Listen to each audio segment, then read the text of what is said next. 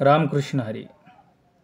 दिवाळीचा सण म्हणजे प्रकाशाचा, आनंदाचा आणि एकात्मतेचा उत्सव. परंतु या दिवाळीची सुरुवात ज्या दिवसाने होते त्याचं एक वेगळं आध्यात्मिक असं महत्त्व आहे.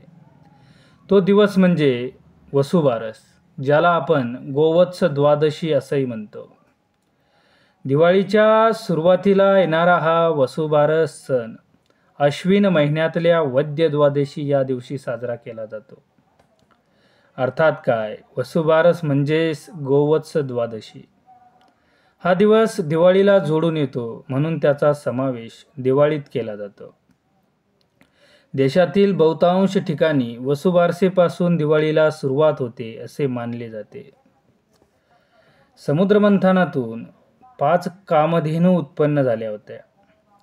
त्या म्हणजे नंदिनी, शुभदा, सुरभी, सुशीला आणि बहुला.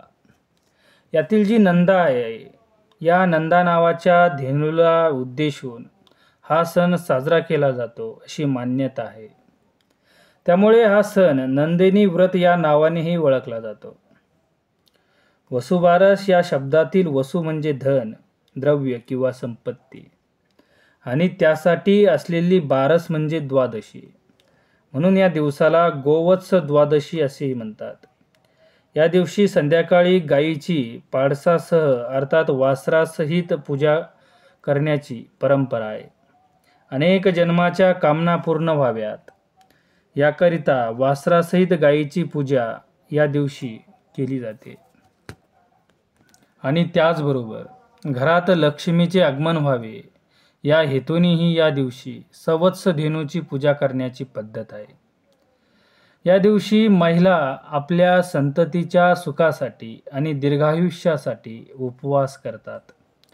अशी ही मान्यता आहे की जे जोडपं गायीची पूजा करते आणि या दिवशी व्रत ठेवते त्यांना लवकर अपत्यप्राप्ती होते. या दिवशी भक्त कोणतेही दुग्धजन्य पदार्थ किंवा गव्हाचे पदार्थ खाणे टाळतात. मित्रांनो, अशा पद्धतीने किंवा अशा रीतीने वसुबारसाच्या पूजनाने दिवाळीची सुरुवात होते.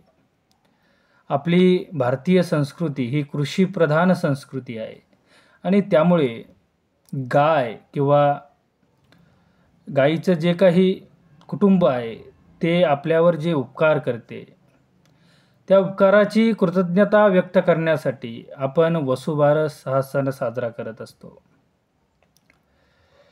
मित्रांनो, तुम्हाला आणि तुमच्या परिवाराला वसुबारसाच्या हार्दिक शुभेच्छा. धन्यवाद. रामकृष्ण हरी.